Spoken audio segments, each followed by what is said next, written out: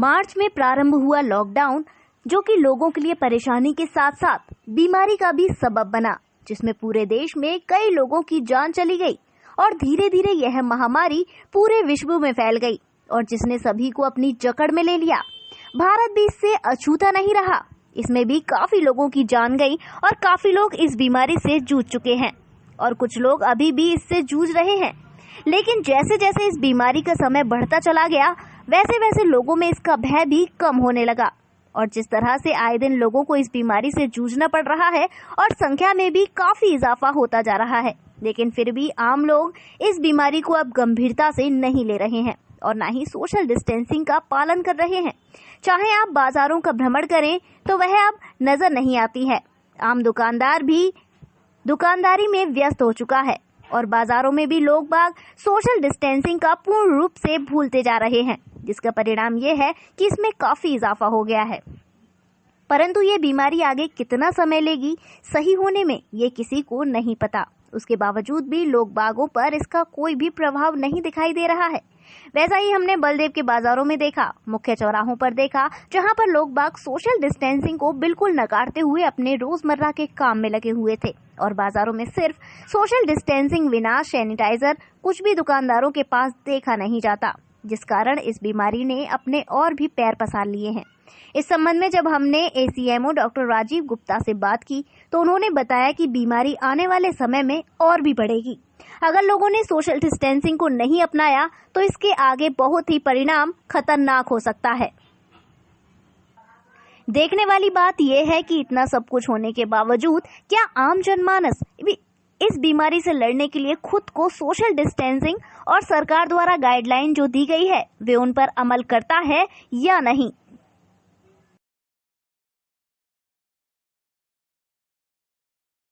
बाजार में घूम के आया तो देखा तो वहाँ पे सोशल डिस्टेंस का पालन नहीं कर रहे हैं। फिजिकल डिस्टेंस जिसे बोलते हैं कि दो लोगों के बीच में 2 गज की दूरी और मास्क है जरूरी। तो अगर लोगों पे मास्क नहीं है तो आपके माध्यम से मैं उन्हें जागरूक करना चाहूँगा कि वो अपनी साफी या साड़ी का पल्लू या और भी कोई कपड़ा ले सकते हैं जिसको कि मास्क की तरह प्रयोग में कर सकते हैं। कोई ज़रूरी नहीं है कि मेडिकल मास्क का ही प्रयोग किया जाए। और अगर किसी को खांसी जुकाम बुखार या कोई सांस लेने में तकलीफ है तो तत्काल वो अपनी इसकी सूचना अपने निकटतम आशा बहन जी, आंगनवाड़ी बहन जी या जो भी नियरेस्ट प्राथमिक स्वास्थ्य केंद्र, सामुदायिक स्वास्थ्य केंद्र है वहाँ पे देवें ताकि उनकी तत्काल जांच करा दी जाए। माननीय मुख्यमंत्री जी इसमें बहुत ज़्यादा त्वरित कार्रवाई चाहते हैं और हम लोग इसके लिए तत्पर हैं और हम उसको जिलाधिकारी जी के और माननीय मुख्य चिकित्साधिकारी जी के निर्देशन में कर रहे हैं। जैसे ही कहीं कोई केस निकलता है सबसे पहला काम हमारा होता है बाज़ारों में सोशल डिस्टेंसिंग का, मतलब आपस में 2 गज की दूरी रहे, इसका जनमानस को भी ध्यान रखना है और जो वहाँ पे हमारे अधिकारी हैं उनको भी ध्यान रखना है। और मैं यहाँ के सामुदायिक स्वास्थ्य केंद्र के माध्यम से भी इसकी जागरूकता हम लोग फैला रहे हैं और सबको मास्क भी लगाना है। और जहाँ जहाँ हमें शक होता है कि इस एरिया में केस निकलेंगे वहाँ हम प्रतिदिन करीब 13-14 टीमें CSC बलदेव के अंतर्गत में लगा के और उनको जो है उनसे हम सर्वे कराते हैं और उन घरों में जो हमें लक्षण युक्त व्यक्ति मिलते हैं, करीब ऐसा 500, 600, 700 घर का प्रत्येक ब्लॉक में आबादी के हिसाब से हम लोग करा रहे हैं। जैसे आज भी यहाँ पे 12 टीमें कर रही हैं तो कम से कम 700 घर, 650-700 घर का सर्वे होगा और उस सर्वे में जो सिम्टोमेटिक निकलते हैं उनको हम टेस्ट कराते हैं हाथ की हाथ एंटीजन के द्वारा और अगर वो पॉजिटिव होते हैं तो तदनुसार कार्रवाई की जाए। देखिए, ये एक बड़ी माननीय प्रधानमंत्री जी ने ये डाला था शुरू से ही और ये ज़रूरी भी है। 2 गज की दूरी मास्क है जरूरी।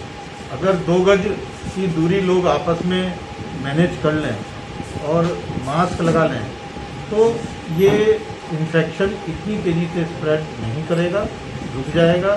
अभी 2 या 3 दिन से जिलाधिकारी जी ने इस पे विशेष जोर दिया है।